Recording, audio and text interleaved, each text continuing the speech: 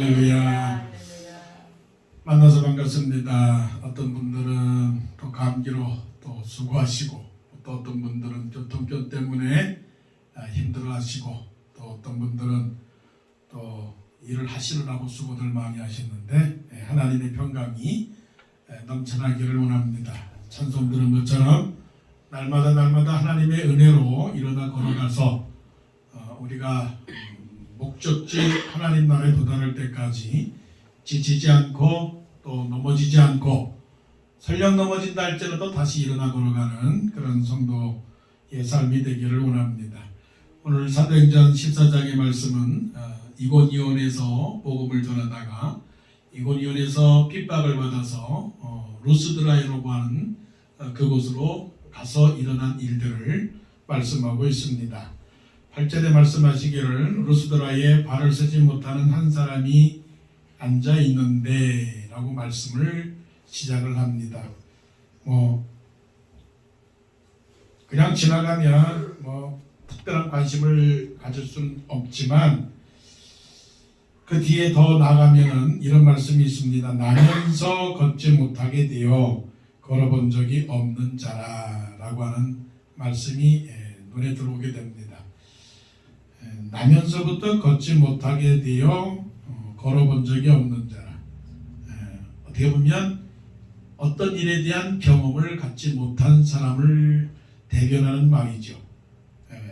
예를 들어서 맛있는 음식을 먹어보지 못한 사람, 앞을 보지 못하는 사람, 걸을 수 있지만 뛰지 못하는 사람, 밥을 먹을 수 있지만 일어설 수 없는 사람들, 또 눈은 보지만 귀로 듣지 못하는 사람들, 많죠. 그러니까 이것은 어떤 면에서는 충분하지 못한 삶을 살아가는 사람들의 모습을 보여주고 있는 겁니다. 모든 사람들은 다 충분하지 못합니다. 충만하지 못하죠. 여러분 스스로 한번 물어보시기를 바랍니다. 나는 모든 것을 갖고 있다. 아마 이 세상에 있는 모든 그 최고의 그 대통령들에게 한번 물어보고 싶습니다. 대통령님, 당신들은 모든 것을 다 갖고 계십니까? 라고 물어본다면 우리들에게 그렇게 말씀하실 것입니다. 그렇게 보이십니까? 예, 그렇게 보입니다. 당신들이 모르는 한 가지 사실들이 있는데요. 사실은 모든 사람들은 다 똑같습니다. 그렇게 말할지도 모릅니다. 아니, 그렇게 말할 것입니다. 내가 보는 다른 사람과 또 다른 사람이 또 우리를 보는 그 각도는 서로 다른 것이죠. 그러니까 이 말씀을 보게 되면 상당히 그 관심을 갖게 되고 또 때로는 긍휼을 갖게 되고 때로는 자비함을 가질 수밖에 없는 거죠. 만일 다른 사람이 이렇다면 별로 큰 그런 뭐라고 할까요? 그 감동이 없겠지만 만일에 이것이 나라면 어떡할 것인가라고 하는 생각을 해볼 때 만일에 이것이 다른 사람이라면 그럴 수 있지만 이것이 나라면 이거는 굉장히 큰 일로 나에게 다가오는 것이죠. 예를 들어서 우리는 쉽게 많은 그런 이야기를 듣습니다. 누가 암이 걸렸대. 그 말을 들을 때 그 사람이 당하는 그런 암에 대한 견해와 또 내가 듣는 암에 대한 생각은 다르다는 거죠. 모르는 거죠. 그런데 우리는 그 많은 것들을 들으면서도 그거를 가슴 깊이 깨닫지 못하게 된다는 것이죠. 자, 어느 부부가 결혼을 했습니다. 그런데 7년 동안 아이가 없다. 어떻게 듣습니까? 그럴 것이다. 그럴 수도 있지 뭐. 그런데 그것이 바로 내 문제라고 한다면 내가 결혼을 했는데 7년 동안 아이가 없다. 그건 굉장히 큰 일이죠. 사도 바울과 바나바와 사울이 이 루스드라에 들어갔을 때 발을 쓰지 못하는 한 사람을 보았을 때 그 본 것에 대한 반응을 어떻게 했느냐 하는 것이 중요한 것이죠. 이것이 성도들의 마음과 또 사명자들의 마음, 그거죠. 바나바와 바울, 바나바와 바울이 그 루스드라에서 이름도 없어요. 이름도 없는 그 걷지 못하고 그냥 남에 의해서 움직일 수밖에 없는 그 사람을 향해서 뭐라고 말합니까? 10절 말씀에 바울과 바나바의 심정을 느끼게 됩니다. 뭐라고 말씀합니까? 큰 소리로 이르되. 큰 소리로 이르되라고 하는 것이 소음입니까? 소음입니까? 그래 떠드는 소리입니까? 떠드는 소림이 아니라 이런 외침, 절규, 간절함이 담겨 있는 것이죠. 큰 소리로 외쳤다. 이거는 목소리와 더불어서 마음이 함께 전달됐다는 거죠. 그러면서 말씀하기를 네 발로 바로 일어서라. 이 루스드라의 걸어보지도 못한 사람이 바나바와 바울에게 나를 좀 걷게 해달라고 하는 말씀도 없었어요. 물론 있었는데 성경에 기록되진 않았겠지만 나를 일으켜 세워주십시오. 나로 걷게 해주십시오. 사도행전 3장에 나오는 말씀처럼 안진뱅이가 구걸하면서 베드로와 요한이 안진뱅이를 보고 일어나 걸으라고 했던 그 상황하고 같은 상황인데요. 그 안진뱅이를 보고 그냥 지나치는 것이 아니라 다른 사람들이 그냥 지나가듯이 지나간 것이 아니라 주목하여 보았다고 그랬거든요. 바나바와 사울도 이 걸어보지 못한 사람, 그냥 앉아있는 사람을 향해서 큰 소리로 외쳤습니다. 그 핵심적인 단어는 큰 소리죠.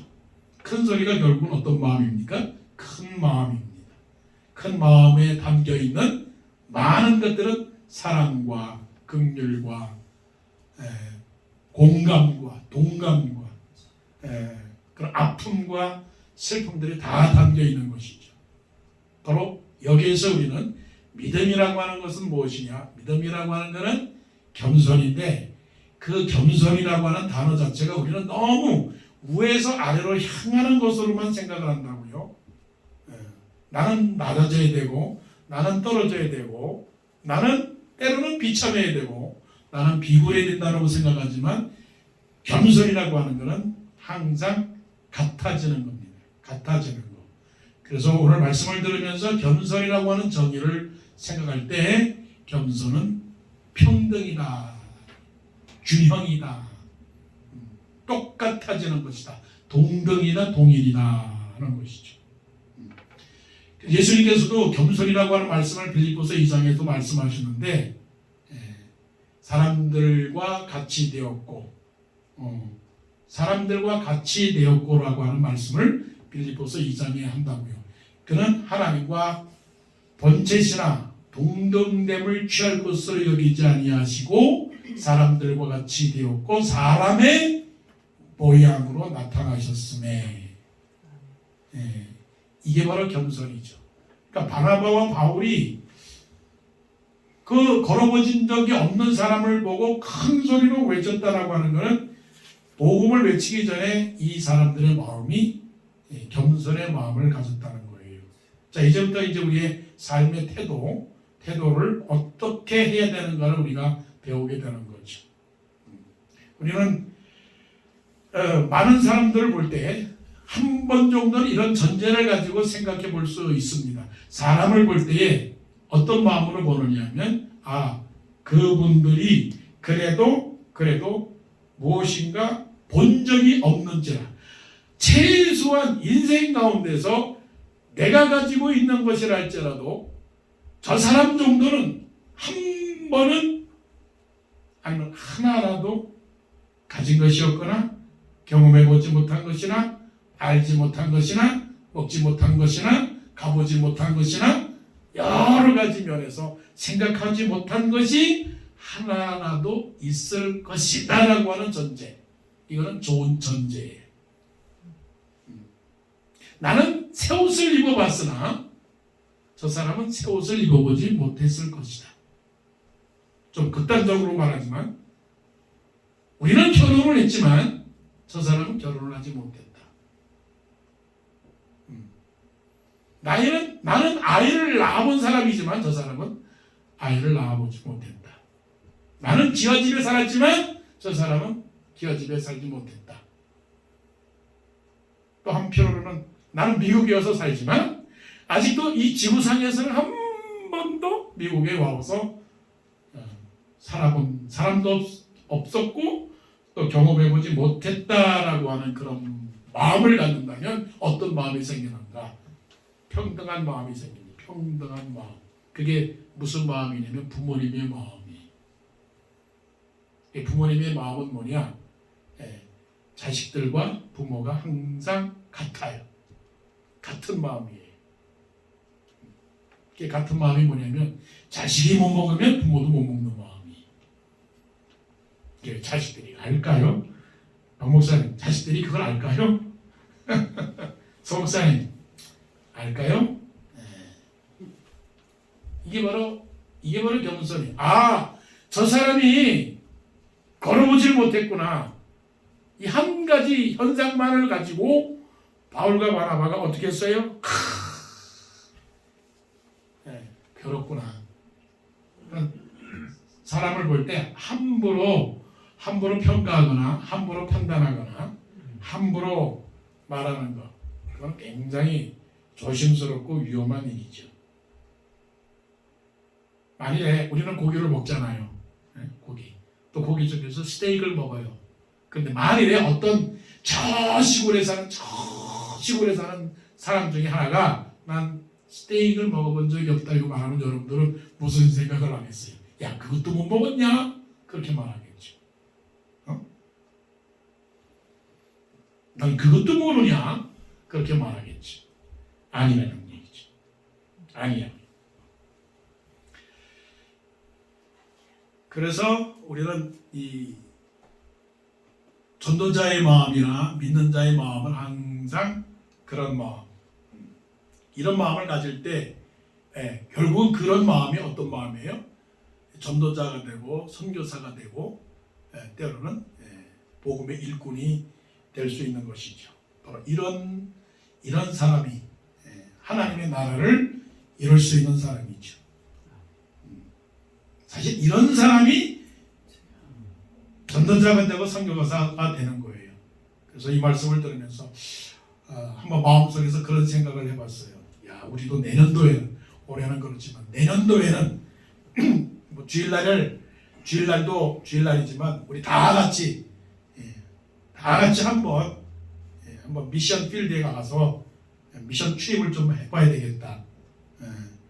우리보다 얼마나 그 사람들이 못 사는지, 우리가 가지고 있는 것들 중에 얼마나 많은 부분들을 그들이 누리지를 못하고 있는지, 또 중요한 것, 우리가 받은 이 귀한 하나님의 복음을 그들은 받지 못하고 그렇게 어려운 환경 속에 살면서 결국은 지옥에 갈 수밖에 없는 그 사람들을 보면서 불쌍히 여기는 마음, 이런 마음을 가져야 되겠다.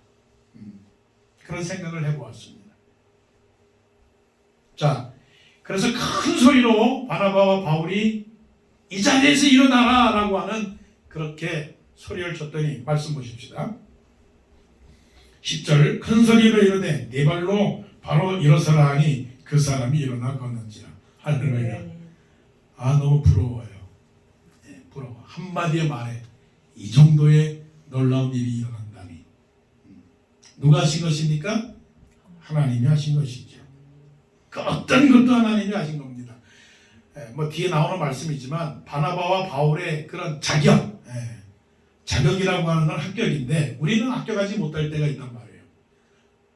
병이 나왔다 그러면 누가 말합니까? 목사님이 기도해 주셔서 나왔다라고 얘기하잖아요. 또 그분들은 또 내가 기도했더니 나왔더라. 내가 기도했더니 나왔더라. 때로 우리는 또 그래. 40일 기도했더니 병을 고쳤더라. 그것도 굉장히 조심스러운 말이지. 40일 기도해서 기도한 내 행위 때문에 고침을 받은 겁니까? 아니면 하나님께서 나에게 은혜를 주셔서 고침을 받은 겁니까? 기도했더니 하나님이 응답을 주셨더라. 물론 뭐 말할 수는 있지만 그러나 각도적인 면에서는 하나님께서 나를 기도하게 하시고 내 기도를 하나님이 들어주셔서 하나님의 은혜로 이렇게 되었습니다라고 고백하는 편이 낫죠. 그것이 겸손이죠. 하지만 이런 건 부러워요. 일어나 걸어라 그랬더니 일어나 걸어라. 하나님 치료해 주옵소서. 하나님 축복해 주옵소서. 하나님 낫게 하옵소서. 하나님 되게 하옵소서. 번성케 하옵소서. 풍성케 하옵소서. 치료하게 하옵소서. 부흥하게 하옵소서. 성장하게 하옵소서. 최고가 되게 하옵소서. 그렇게 기도했더니 그대로 되면 얼마나 감사한 일이요. 이런 복을 저와 여러분 모두가 다 받기를 원합니다. 아멘. 할렐루야. 자, 그래가지고 그 걸어본 적이 없는 사람이 영어로 말하면 크리플드죠. 그 사람이 일어났습니다. 자, 이제 중요한 일이 생깁니다. 일어나 걷는지라 11절 무리가 바울이 한 일을 보고 루가오니아 방언으로 소리질러 이르되 신들이 사람의 형상으로 우리 가운데 내려오셨다. 요즘 말하면 뭐라고 말하면 대박이에요. 대박. 이건 기적. 대박. 그 당시 문화로서는 그 그리스 로마 시대의 그 문화 속에 신화 속에 살고 있기 때문에 그들에게는 신이 너무 많은 거예요. 신이 많은 신들을 거느리고 있기 때문에 무슨 놀라운 일이 일어나면 뭐라고 말합니까? 야, 신이다. 신. 그래서 그 신을 뭐라고 부르냐면 그 당시 순서가 아마 바나바가 아직도 좀 이렇게 먼저 1인자고 사울이 2인자인지 아니면 사울이 말씀을 잘하니까 그랬는지 모르지만 바나바는 신의 최고 제우스라고 부르고 바울을 뭐라고 부르냐면 에르메스. 바나바 당신은 신의 신 제우스요. 바울 당신은 너무 말을 잘하는 말의 신, 전령신, 설교신, 메신저의 신, 에르메스 익숙하죠? 에르메스 최고잖아요, 그죠? 브랜드로 말하면 최고입니다. 에르메스. 그 에르메스라고 하는 말이 뭐냐면 The God of Messenger, God of Preaching. 그래서 바나바와 바울을 그렇게 신으로 모셨다는 거예요. 신으로. 우리도 그런 일 많이 하잖아요. 요즘에 그런 일. 야, 그분은 최고의 영적 감각을 가진 최고의 사람, 최고의 지도자, 최고의 능력, 최고의 인기, 최고의 스타, 최고의 능력자. 얼마나 좋습니까? 이런 호칭을 받을 때 우리의 기분이 어떻습니까? 정말로 기분이 좋죠. 너무나 기분이 좋아요. 그런 이름을 받기를 원해요. 당신은 최고입니다. 당신은 제우스입니다. 당신은 이 세계에서 최고의 재물입니다. 당신은 이 세상에서 최고의 노래를 잘하는 가수왕입니다. 사업의 성공자입니다. 훌륭한 지도자입니다라고 그렇게 불림을 받겠죠. 그러니까 이제 그 바깥에 있는 그런 그 제우스 신을 이방 신을 섬기는 제사장들이 와가지고 제사를 드리려고 합니다. 자, 13절 시외라고 하는 거는 뭐냐면 outside the city예요. 시외 제우스 신당의 제사장이 소와 화환들을 가지고 대문 앞에 와서 무리와 함께 제사하고자 하니 축제를 벌이는 거죠. 환호성을 지르는 거죠. 이런 것들은 지금 세상에 얼마든지 많습니다. 특별히 연극, 영화, 스포츠, 야구, 농구, 축구, 월드컵, 하물며 요즘 선거하는 모든 장소가 뭐예요? 다 뭐예요? 축제죠. 누구를 축제하는 겁니까? 사람을 축제하는 겁니다. 세상을 축제하는 그런 장면이죠. 이거 얼마나 좋습니까? 노래가 나오고 음악이 나오고 사람들이 박수를 치고 사람들이 많이 모이고 그런 가운데서 결국 드러나는 건 뭡니까? 사람이 드러나는 거죠. 이런 문화 속에 우리가 살고 있지 않습니까? 이게 바로 이제 성공 문화, 물질 문명, 이런 거. 그런 가운데 그것을 본 바나바와 사울 반응을 보십시다. 14절 두 사도 바나바와 바울이 듣고 옷을 찢고 아까는 큰 소리로 일어나고 말하는 것과 또 이제는 또한 옷을 찢으면서 머리 가운데에 뛰어들어가서 소리 질렀다라고 얘기해요. 좀 반대되는 장면이죠. 아까는 안타까운 마음에서 한 영혼의 그 참 슬프고 괴로운 심정을 생각하는 마음으로 큰 소리로 외쳤지만 또 이번에는 뭡니까? 의의 분노죠. 의의 분노. 예수님께서 성전 안에 들어가서 채찍으로 내 집을 강도의 구렬로 만들었노다 하고 채찍으로 확 내리치면서 그들을 다 매매하는 자들 다 쫓아내신 그런 모습처럼 이게 말하면 의를 위하여 핍박을 받는 자는 복이 있나니 천국이 저희 것임이라고 하는 그 말씀처럼 이 바나바와 사울이 그 자리를 꿰뚫어 들어가는 거예요. 이게 뭐냐면 결국은 세상 속으로 끼어들어가는 거예요. 잘못된 건 잘못된 거고 바른 거는 바른 거지 하면서 바나바와 사울이 옷을 찢었다라고 하는 그 행동은 결국은 빛으로 살아가는 그런 사람들의 아주 그 힘찬 모습을 우리가 보게 되는 것이죠. 소리 지르면서 말하기를, 자 15절에 중요한 믿음의 겸손의 또 다른 교훈입니다. 이르되 여러분이 어찌하여 이런 일을 하느냐.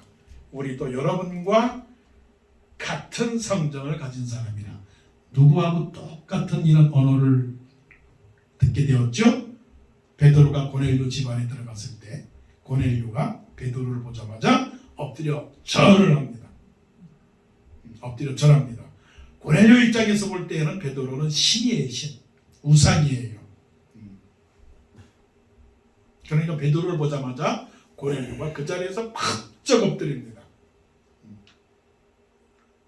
엄밀하게 말하면 여러분 이해하시기 때문에 설명을 드리지만 그렇게 하시면 안 되는 거예요. 뭐냐면 목사나 성도나 다 똑같은 거예요.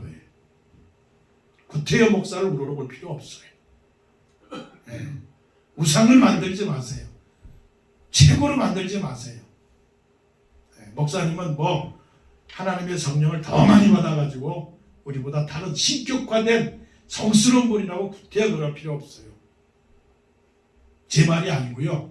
바나바와 사울이라고 하는 분이 그 걸어 다녀보지 못한 사람을 큰 소리로 일어나 걸으라고 한 그 능력은 있어요.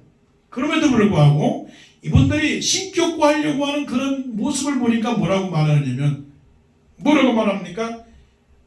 우리도 여러분과 같은 성정을 가진 사람이라 이렇게 말씀합니다. 우리도 여러분과 같은 성정을 가진 사람들이다. 우리도 똑같은 사람이다. We too are only men, human like you. 물론 이제 때때로는 이제 의식과 제도와 그 조직을 끌어가기 위해서는 약간 구별된 어떤 태도가 필요하죠. 기도 안 하면서도 마치 기도하는 것처럼 보여야 되죠.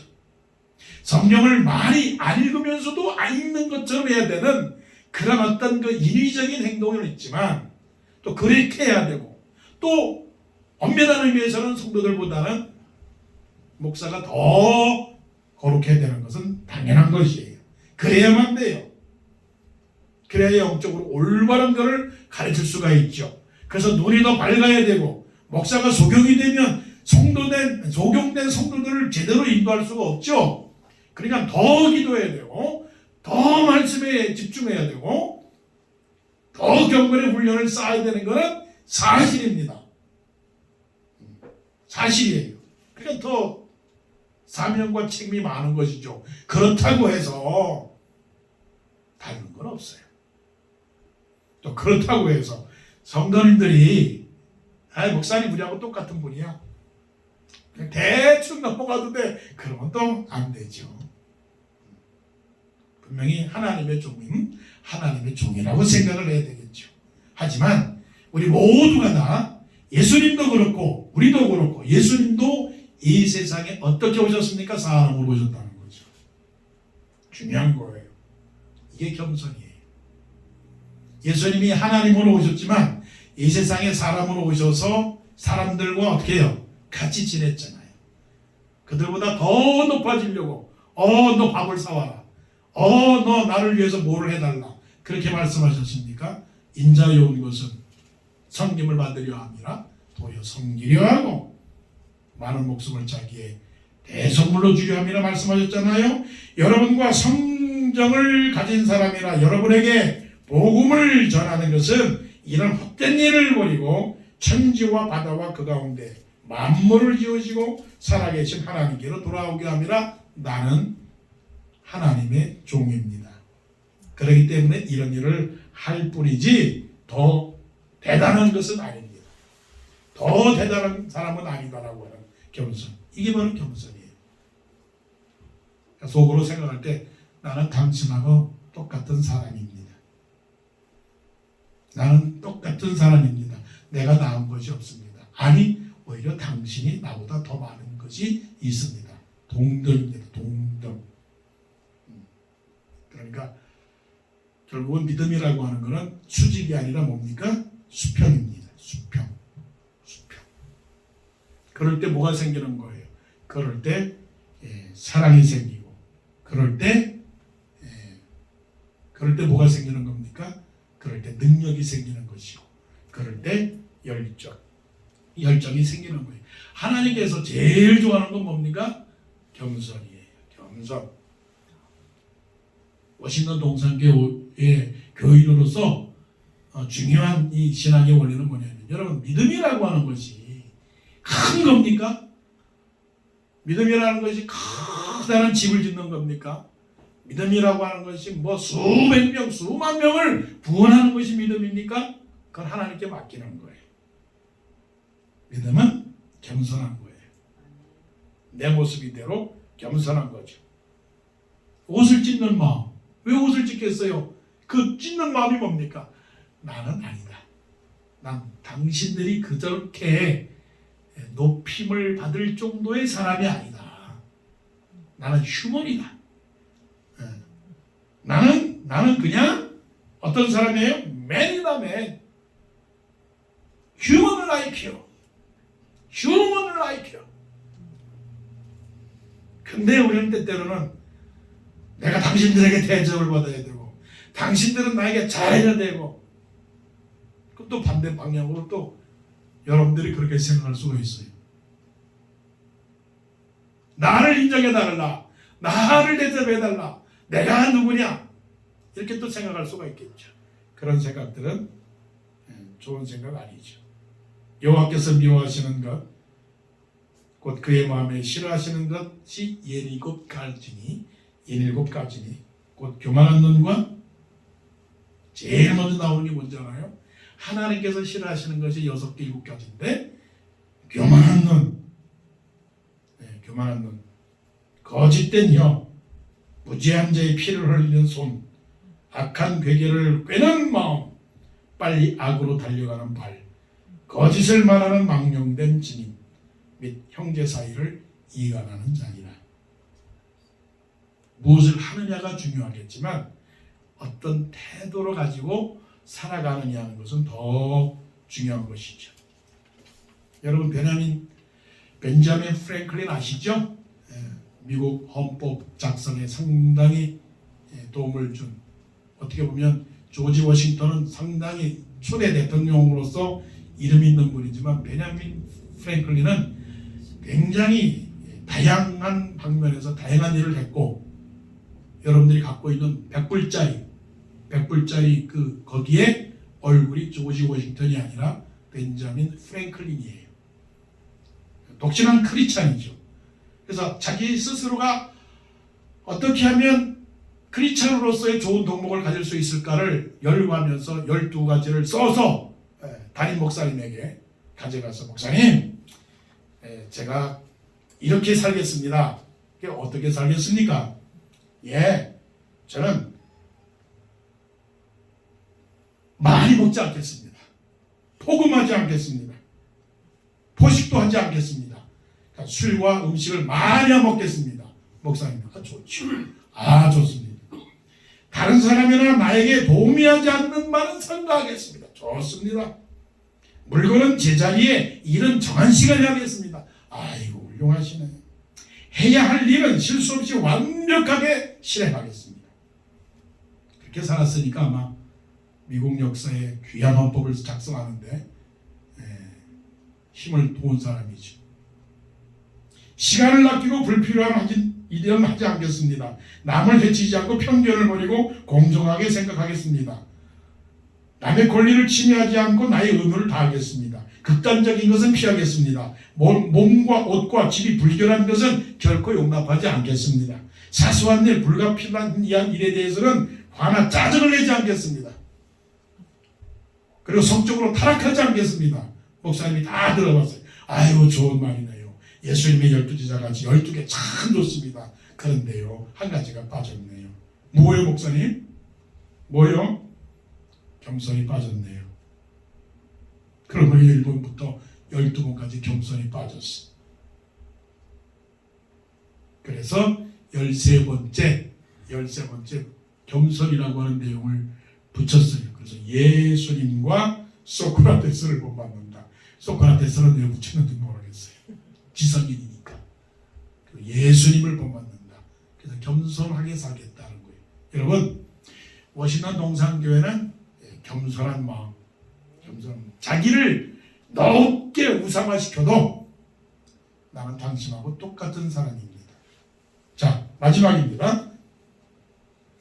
그러면서 이제 바나바와 바울이 이제 이 사람들에게 말하기를 뭐라고 말씀을 하느냐면, 하나님께서 여러분들에게 하나님이 계신 것을 가르쳐준 것을 알지를 못합니까?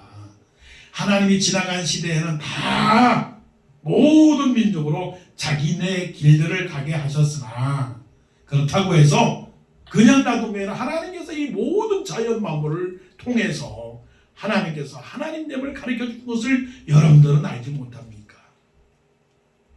하나님은 여러분들이 하나님 계신 것을 가르쳐 주셨습니다. 무엇으로요? 보세요. 여러분에게 하늘로부터 비를 내리시며 결실일을 주시는 선한 일을 나게 하사 음식과 기쁨으로 여러분의 마음에 만족하게 하셨습니다. 이거는 이제 신학적으로는 일반 은총이죠.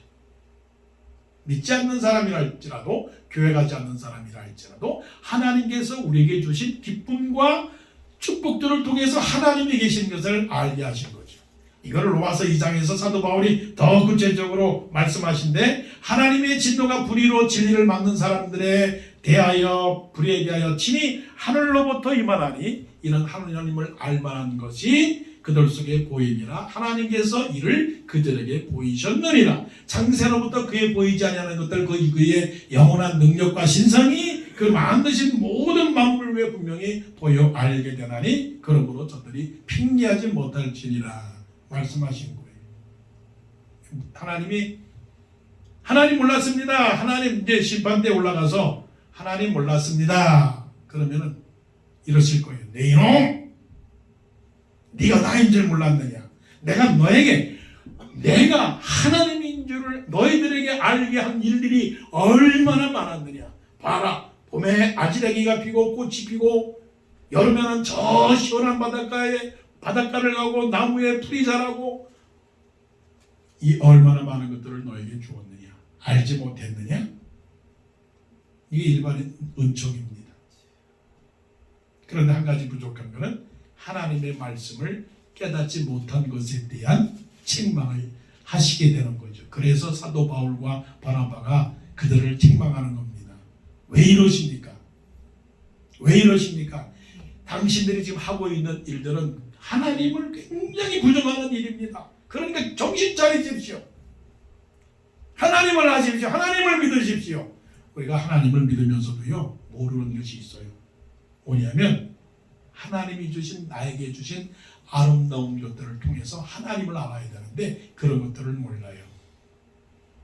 뭐냐면 있는 것들을 감사하자, 주신 것들을 감사하자.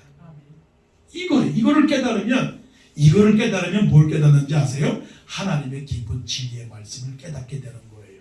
그런데 하나님의 말씀을 깨닫는다고 하면서도 일반적으로 나에게 주신 것들을 깨닫지 못하면 그 진리의 말씀을 깨닫는 것 자체가 아무런 소용이 없는 거예요.